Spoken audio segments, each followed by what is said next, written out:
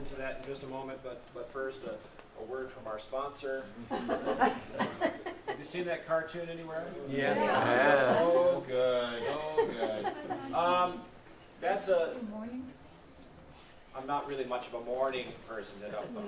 Actually, you all heard about the creepy clown thing going around the country in different places.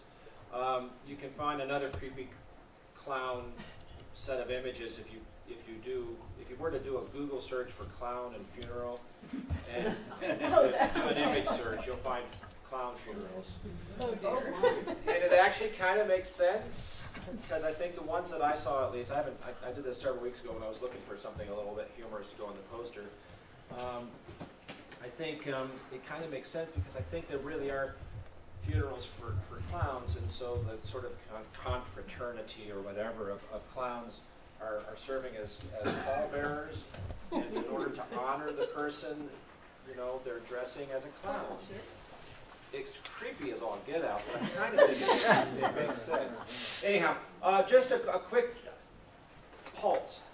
How many of you are planning to come to the Saturday workshop this coming Saturday to make the pudding fund and funeral plan? We're just curious. So we got 1, 2, 3, 4, 5, 6, 7, 8, 9, 10, 11. We have maybe as many as a dozen. So that's what we wanted to get a handle on, because we did some planning this last week, and we said we have no idea. It might be 3.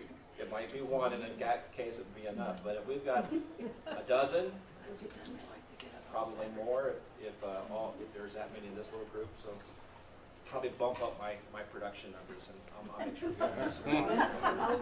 I'll bump up the muffin numbers too. And the muffins too. Okay, that's enough. Let's get right into it. Faith and practice in a civil society. Here's that fence, that separation between church and state. And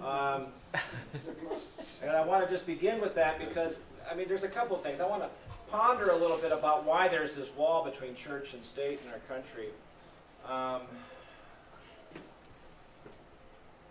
Any ideas why it's such a cornerstone of our identity in the United States? Religious freedom? History. Religious freedom, history. Who's protecting whom? Now, originally. No, originally. What was the point of it originally? Well, the people that Protect the people from the the state. country had come from societies where the church ruled the society, and if you were not a member of that particular creed, you were really out of it. And I think the need to have independence was so strong.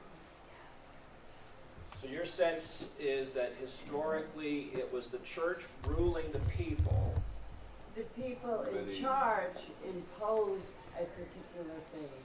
So they were, I don't think not necessarily the church itself, but the people in charge made a particular religion. Many people came to America fleeing persecution on a religious basis. Right.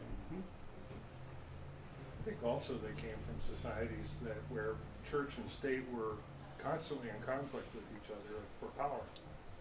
And no, they were in cahoots with each other. another way of putting it. Yes, sir. Well, there's also situations where the state ran the church. Still are. Who appoints the Archbishop of Canterbury? The Queen. There we sit. In a contemporary context, it's not quite so heavy-handed, but it's still the truth. So kings in England, or occasionally queens, but historically that's been the exception, not the rule, have appointed the head of the church. See, my sense is that, I think everything you were saying is true, but my sense is in this country, religious freedom was the goal. The point was to free people of faith to be people of faith as they understood that faith, and not to let the government get in the middle of it. And I point that out at the beginning because it seems to me that the presumption is generally that the church needs to stay out of politics. It's the other way around. And I think it's the other way around. that the state needs to stay out of how we understand our callings and how we're supposed to live it out. Anyhow, but I also point out, I picked this particular image because it's a porous fence. There are gaps in it, and I don't take that to be a bad thing. I suspect the person doing, I don't know, it's a Christian Science monitor. I don't know what their intention was behind the cartoon. There are some who think it should be a very clear wall. There should be absolutely no crossing over. But I think it's a porous fence, and I frankly don't know how we can really do justice to either our politics or our faith if we had such a fence that never allowed anything to cross over. I don't know how we keep them separate. I was thinking about doing this earlier in the year anyhow, but I've been prompted of late because of some stories in the various kinds of places. There's a story Episcopal News Service put out on Oh, please forgive me. It could happen to any of us. Well, my husband is wandering in a Episcopal lot. News Service on October 17th had a story saying, the headline was, "As election draws near, preachers feel the gospel's challenge." Could you say that again? Oh, Diana Butler Bass, my good friend Diana, posted on Facebook a couple weeks ago, I guess already now, posted on Facebook an observation, and her observation was about politics and church affiliation and who's voting for whom. And, it's no, I mean, have to be a little careful here, you'll understand. I think she was focused specifically on the presidential election, and I'm being really wanting to be very careful not to allow anybody to tell anybody else who to vote for. Okay, so including you. including me, I gotta hold myself to that same expectation. Her sense, Diana Butler Bass's sense, was that in the current political climate, a lot of the folks in the pews are voting one way, and a lot of the clergy are predisposed to vote another way, and she feels like there might be a lot of clergy caught in a very difficult place. Now, I didn't comment on that posting. I sometimes do. I don't usually comment on hers because her postings just look crazy. I would have said that I don't know that I feel that personally, but I can imagine that that's the case for a lot of clergy.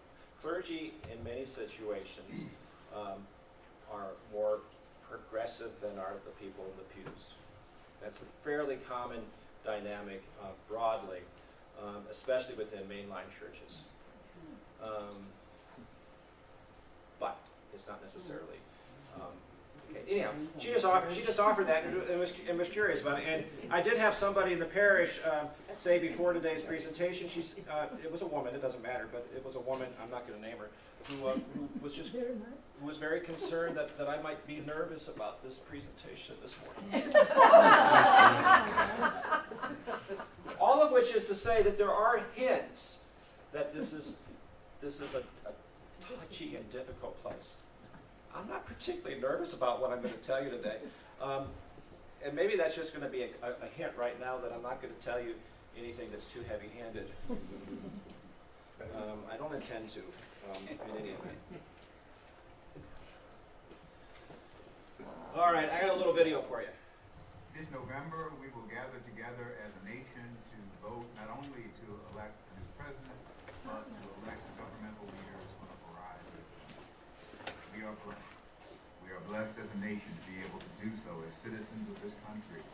This is a right, an obligation, and a duty, and indeed the right and the privilege to be able to vote is something that was won through an American Revolution, something that was won even more through civil rights and women's suffrage, a right and a privilege that was won for all.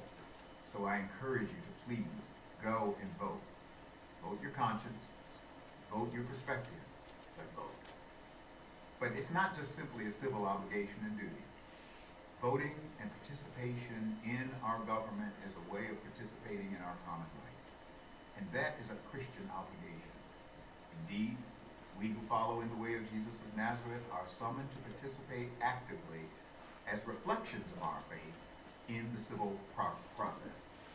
In the 13th chapter of Romans, sometimes a chapter that is debated among scholars and among Christians, St. Paul reminds us that we have a duty and an obligation to participate in the process of government, for that is how our common life is ordered and structured. And at one point, he actually says, for the same reason, going on, he's expanding, he says, for the same reason, you also pay taxes, for the authorities are God's servants, busy with everything. That's probably very true. Pay to all them that is due. Taxes to whom taxes are due, revenue to whom revenue is due, respect to whom respect is due, honor to whom honor is due. Now he's talking about the role of government as helping to order our common life. But here's what I want you to really hear.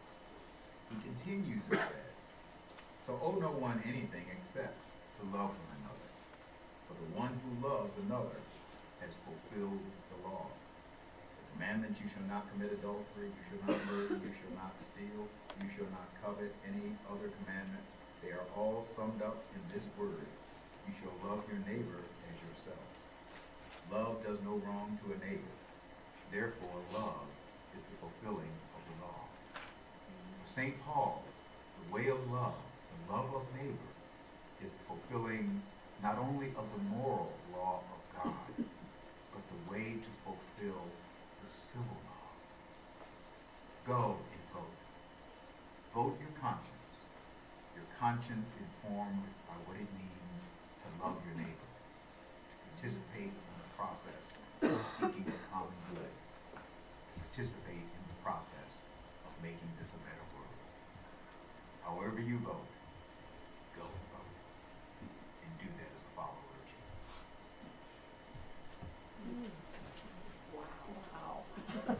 Oh, Episcopalians vote.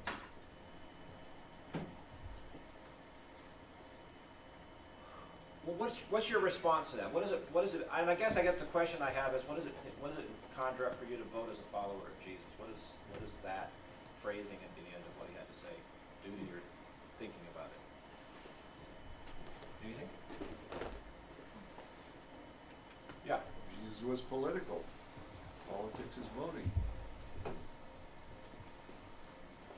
Yes. Well, for me, when he said to put it in that context and that with loving your neighbor, it means that you just don't go and you think, well, what's best for me and what I think, but it's what's the best for us, for the whole community. Yeah. Well, I think so, and that is actually probably the thrust of whatever I want to say to you today is the typical political rhetoric is, are you better off today than you were 4 years ago? I think it's exactly the wrong question. The right question is, what will make this world a better place 4 years from now? When we think about the presidential election in any event, and I think in all of our elections, what's going to make this world a better place? That's going to be the thrust of what I offer to you. This is what Michael Curry said in part. For St. Paul, the way of love of neighbor, is the fulfilling not only of the moral law of God, but the way to fulfill the civil law.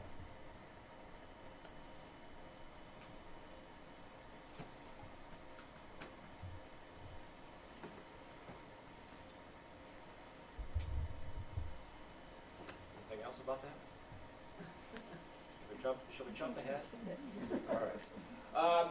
This is one of those lovely passages. I remember a preacher preaching on this, Jack Potter, back in I don't know how many years ago, but I remember his preaching on this text, and it's stuck with me ever since.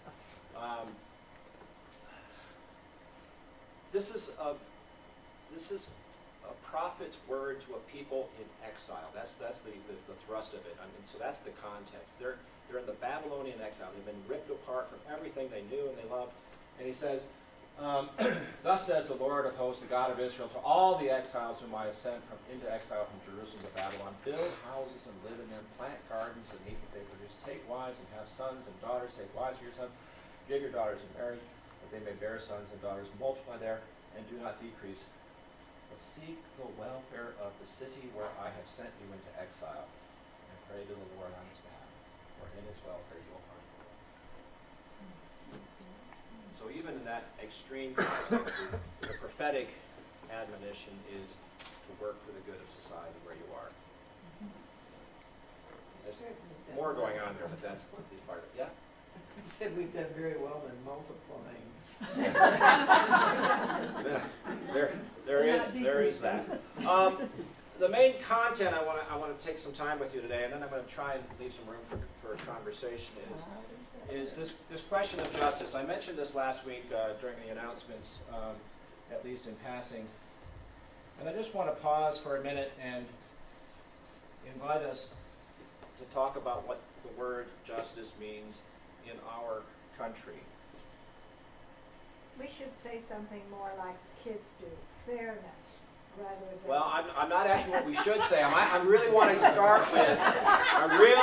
start with what does the word mean in the common Punishment, parlance? that's what most people think of when they think of. Getting what you justice. deserve. Yeah. They think of being punished for doing wrong. Okay. Last Sunday's sermon talked about the woman who went to the judge, wanted justice for having been hurt. So, what are She wanted fairness. I want to come back to that. Yeah, Okay. I'm going to write fairness over here because it keeps coming up. So there, now it's up there. What does the word really mean? I think Barb said punishment. And, No, and no, I I think, didn't say punishment. I said getting what you deserve. Yeah. oh, Just deserves. Which is That's kind of in the justice. middle. Just- That's not the same. No, it's not the same. No. just desserts. By the way, one S. No. No, just There's not. desserts. Its root is the same as the word deserve. Usually misspelled as if it's the goodies you get after you've eaten your healthy food. Price is good. But just desserts is actually spelled with one S. There's some skeptical looks in this crowd. Who's going to Google it? Yeah. I would say in the context of this country, we think of justice and laws as being the same thing. Which leads to law and order. Yeah. That depends on But- who makes the laws. Yeah, well, not all the laws are right. Yeah. But to me, it fits exactly with that. To me, I've gotten to the point where justice means the justice system. So it is laws and order. And so I actually, when I see the word justice in a biblical or gospel context, I struggle with it because it's like, well, what does it mean there? So I'm definitely in the justice is a system of rules. Justice like a rule of law. Those are our symbols of justice. Actually, I'm sorry, yes. What does it mean in a family context? Like parents and children? Uh-huh. What does it mean? Okay, go ahead. Please flesh it out a little bit. Well, does that mean that the parents get to administer punishment or laws? Fairness, those are all important in a family context. I was going to say consequences and thinking in terms of Aristotle and not following the moral code as consequences as being positive or negative.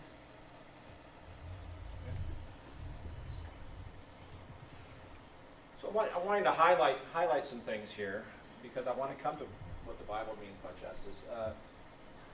Justice is blind, we often say. Though I did find when I did some searches for some images, I found some justice bearing the scales and the sword. And she's definitely not blind. Or maybe she is. I can't see her eyes. But she's not right thought. League of Justice. And why do they call this the League of Justice? Because they give you what you deserve. They're going to punish the bad guys. They're going to give them what they deserve. Right. In their perspective. From their perspective, but that's culturally. And it's force. And it's force. Yeah. Yeah. And they have power. power, yeah. And you talk about the justice system, law, lawyer, legal, defendant, cost, court order enforcement, plaintiff, barrister, fees, probate, all those words, all tied up with justice. Which then makes me think, that reminds me that my thought of justice is that it costs money. Yeah. And that Fair. means it's more available to some than others. Fair point, yeah. Ken? It skews it a little differently, but we have a juvenile justice system. When you insert the juvenile part, it tends to me to make it go on a little different trajectory. Fair enough. Our adjectives, and I'm going to come to biblical justice in just a moment, so that's a really helpful lead into that. But our adjectives will make a big difference as to what we are thinking about when we think about justice, whether it's criminal justice system or juvenile justice system or soon to be biblical. Yes, ma'am. But don't we think of justice, at least I do, in the connotation of protection? I do. Yeah. I think it's fair to put it up there. I think that. I mean, that Yes, word it's to very me is so protective. Yeah. Yes. Right, and I think when we come to biblical justice in particular, the question is going to be who's protecting whom. Yes. When I say get what you deserve, I'm not talking just about the negative. I'm also talking about good people get good stuff. It's both. Okay. So it's also protective. Okay. Yeah. Good point. But I noticed when you had all your words up there that you had the word business in there. And it's been my observation that some people who are very much law and order proponents don't want any law and order when it comes to business. That they want to Regulation But there's over also here is a very answers. small word.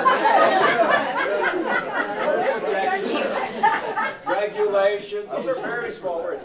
I didn't create this word cloud. This is somebody else's. I just found this image online. But you know how word clouds work. You take a string of text, you throw it into the generator, and it generates different size words for how frequently they're used, and whatever it is you're quoting. That's the easy way to create a word cloud. Now, you can be artful and do it this way, but that's the easy way to do it. So if that's the case, somebody was writing on justice, a very long piece on justice, and while justice is the predominant theme, different pieces of it get less or more emphasis, which is a tell. Which is a tell. Okay, let me. And I want to push. I want to do this kind of quickly because I do want to allow some time for conversation. And before we're done today, I want to ask you: is this a conversation to carry over to next week? I'm real open-ended on that. But I want to try and get some information specifically on justice because I think it informs everything we talk about in terms of politics. This is part of what prompted me to say out loud what I said. This was last Sunday's gospel. The widow and the unjust judge. And her petition was, grant me justice against my opponent. He refused. And he says, even though I have no respect, I will grant her justice. And listen to what the unjust judge says. And will not God grant justice? He will quickly grant justice. I mean, justice was such an emphasis last week in the gospel, but it was never defined. Right. So what are we to conclude? And it turns out that each of these times there's this granting of justice, there's something paired with it. A judge who neither feared God nor had respect for people. Though I have no fear of God and respect for anyone. I think you left out what she's saying, grant me justice against my opponent. Against So her opponent. Again, Yeah. it's kind of. Well, it's never told us who the opponent is. Though I might suggest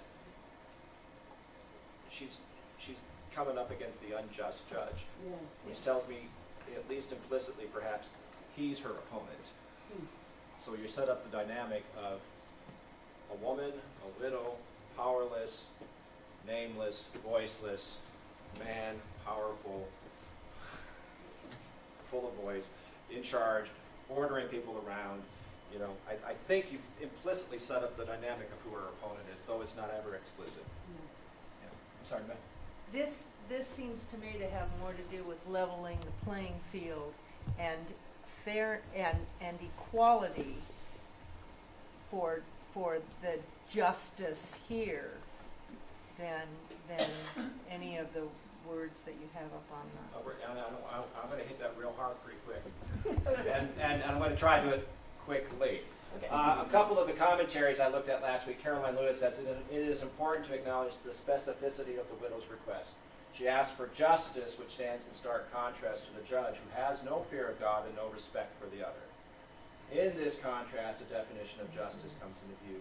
For Luke, then, justice means fearing God and having respect for others. If this definition were actually at work in our world, here and now, I suspect our world would be a rather different place. She goes on from there and offers a little bit of a commentary on it. She says, is there any respect left for the other, or has fear completely crushed our compassion? Is there any respect left for the other, or has narcissism truly become as epidemic as it appears? We might think twice before denying the rights of LGBTQ people if we actually feared God and respected the other. We might step forward with words of love to counteract the rhetoric of hate, misogyny, bigotry if we feared what God would think were we to remain silent and respected those who feel the brunt of this rhetoric. We might reconsider our silence about Black Lives Matter if we began to imagine what God's own silence would sound like and what respect really means. We might actually call out injustice in our world if we stopped to imagine God's response to our complicity, or if we asked ourselves, do I really have regard for this other person? Yes, if fear of God and respect for the other were operative in our understandings of justice, justice might indeed look different. David Lowe says, because this phrase is repeated twice, I think it offers a shorthand and perhaps even a minimalist definition of Luke's sense of just behavior. Acting justly, that is, simply fearing God and respecting others, whereas such affirmations are usually linked. For Luke, the root of all justice is to demonstrate your fear/awe of God by respecting those around you. This isn't new. And he goes on to talk, for example, about what's the great command? Love God, love your neighbor, conjoined.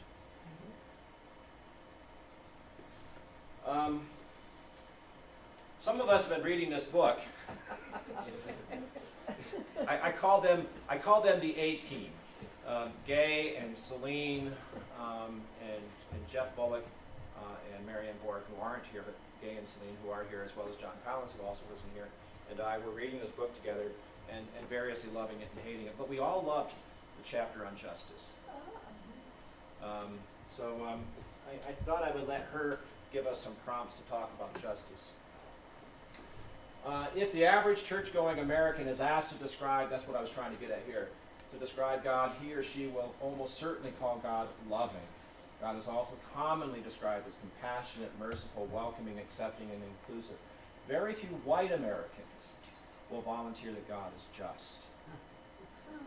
Yet the revelation of God is just or righteous. She says the same word is used in both Hebrew and Greek. I'm not entirely convinced, but that's another story. Just or righteous. It forms such a huge part of the Old Testament prophetic literature that ancient Israel would have counted it a keystone of the faith. God is just. I think that's a fascinating distinction. Is that because life has its downs, its bumps, that things, good people, you know, you can be a good person and still suffer all sorts of afflictions, like Job did. So is that why white people don't want to think of God as just? Because they have bumps? She doesn't tell us. I would interpret it more likely to mean it's much more comfortable for us to imagine God as loving, compassionate, merciful, forgiving, and all that rest, so we don't have to change. Oh, okay. We don't confront. Whereas I think with certain people of color, I think the African American church experience in particular, I think it's going to be much more important for other people to say, I need a God who's just. I need to believe that God is just and God cares about this stuff. Because what's happening to me isn't just. That's the primary characteristic of liberation. Yeah, but it's much more comfortable for us to just put God here and not wrestle with the other implications. I think that's what her point is. I do really want to move on, so bear with me. I'm going to throw a lot of passages. I'm not going to unpack them, because she does this in this particular chapter on justice, but she's talking about biblical justice. She says, from Isaiah, wash yourselves, and this is the place where Isaiah says, I don't give a fig for your fasts and your sacrifices and all the rest. Wash yourselves, make yourselves clean, cease to do evil, learn to do good, seek justice, rescue the oppressed, defend the orphan, plead for the widow. Micah, alas for those who devise wickedness and evil deeds on their beds. When the morning dawns, they perform it because it is in their power. They covet fields and seize them, houses, and take them away. They oppress householder and house people and their inheritance. Psalm 146, which we will read here in a few weeks. Happy are they who have the God of Jacob, and I'm just going to go through here, who gives justice to those who are oppressed and food to those who hunger. The Lord sets the prisoners free, opens the eyes of the blind, lifts up those who are bowed down, loves the righteous, cares for the stranger, sustains the orphan and widow, frustrates the way of the wicked. Days are surely coming. This is sort of what we interpret as messianic prophecies. What's the Messiah look like? Who brings justice?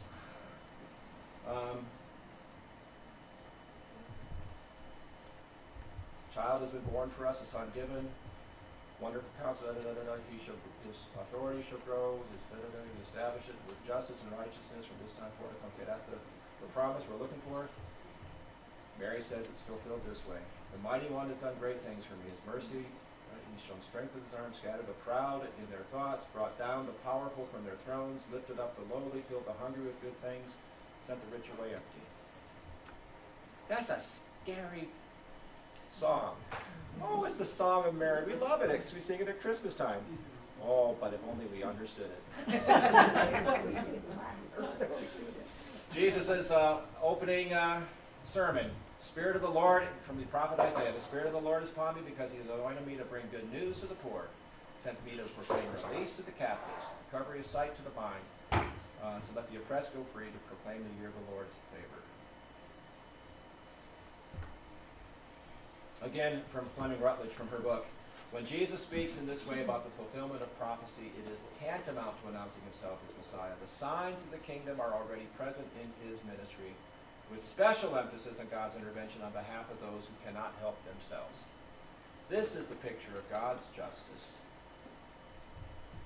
that we recognize from the prophets. So just from the passages, I quickly pulled out those words.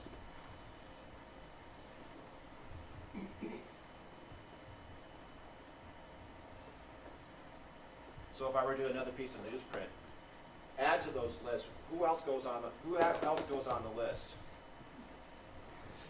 Immigrants. Excuse me? Immigrants. Immigrants? Well, immigrants and LGBT and women's rights. Women's rights. You can just go on down the list. People of color. Black Lives Matter. Disabled. People with disabilities. By the way, October is Disabilities Awareness Month or some such thing. There was a press release from the Episcopal Church offices reminding us of that, so I've done at least that reminder. Just simply people of different religions. Different religions, minority religions, whatever they may be.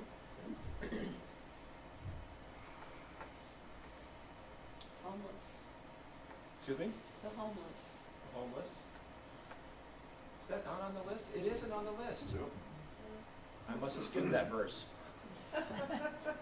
It should have been explicitly on the list, let alone implicitly. Thank you. Any people who are marginalized. Any people who are marginalized.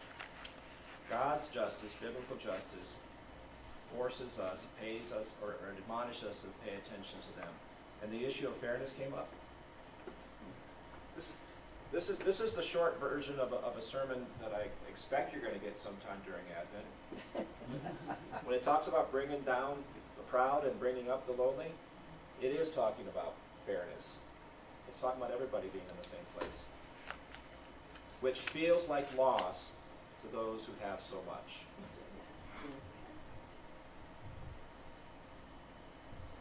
It's just trying to say what we all learned as children. Jesus loves the little children all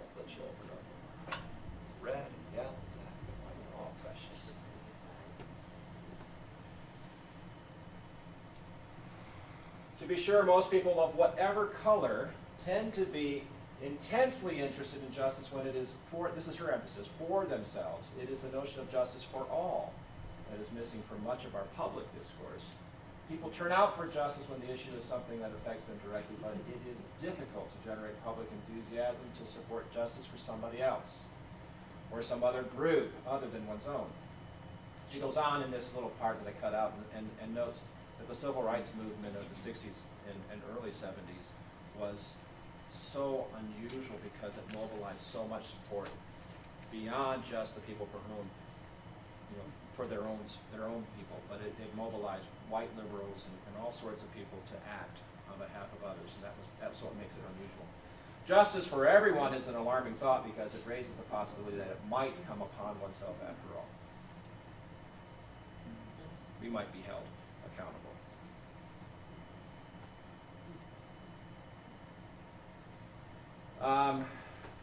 My graphic didn't show up. That's about some church executive committee, the executive council of the Episcopal Church met this week. It's as close as we have to the House of Deputies side of the House of Bishops, who meet regularly. Executive council between convention also meets to plan things. And Michael Curry spoke to them this past week in meetings this past whatever the 20th was. Michael Curry says, the point is to transform the world so that it looks something like the reign of God, the kingdom of God in our world, like the Lord's Prayer. Thy kingdom come, thy will be done on earth as it is in heaven. And the point simply was here, he's talking about how do you make the Jesus movement structural. And he's got pillars, which you can't see, but you have to imagine. But pillars, they're, which he says, it's evangelism. Look, it's right here. So it's just right here. Okay, what's it say? He's talking about it in terms of the Jesus movement and evangelism, but he's saying, it's racial equality. It's one of the pillars of evangelism. It's one of the pillars in which we talk about living out the Lord's Prayer. It's stewardship of creation, and it's something else which I can't, and I can't remember now what the third pillar was. But the idea was that your governing structures are mobilizing the church to be able to do the work that gives us a point at the end, which is the Jesus movement. Well, but that's political. So it's not going to be the church just sort of sitting back and saying our prayers on Sunday, but what we're doing out in the world Monday, Tuesday, Wednesday, Thursday, Friday, Saturday too.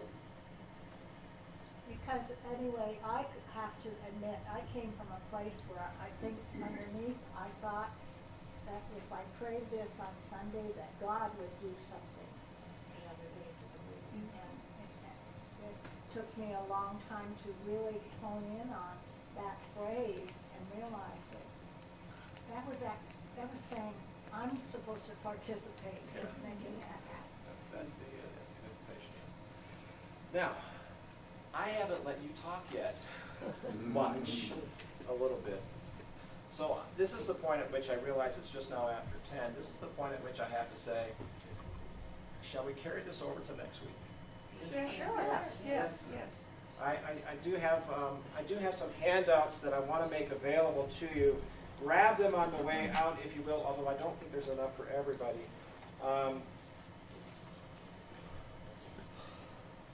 This was all yet to come. The handout part of the meeting was to come.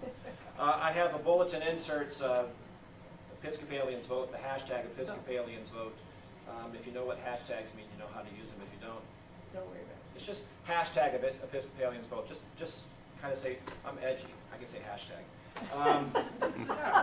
Well, what are you saying? Is that telling you, are those suggestions on voting or what? Why No, this isn't. This really is more in the spirit of what Michael Curry said in that video I shared. Oh, okay. So it doesn't tell us how to vote. That said, I do have a couple of voters' guides, and that's a big piece of what I wasn't going to do much with them, but just say they're there. Certainly for next week. Betsy, and I will hold Betsy up simply at this point as an exemplar of one who works the process. What do my values tell me about what I should do? And in that spirit, she's offered some analysis of what, well, it's this rural organizing project, kind of comparing their work with the work of Ecumenical Ministries of Oregon. So it might be of some interest for you to look at. So those come simply as resources you can avail yourself of.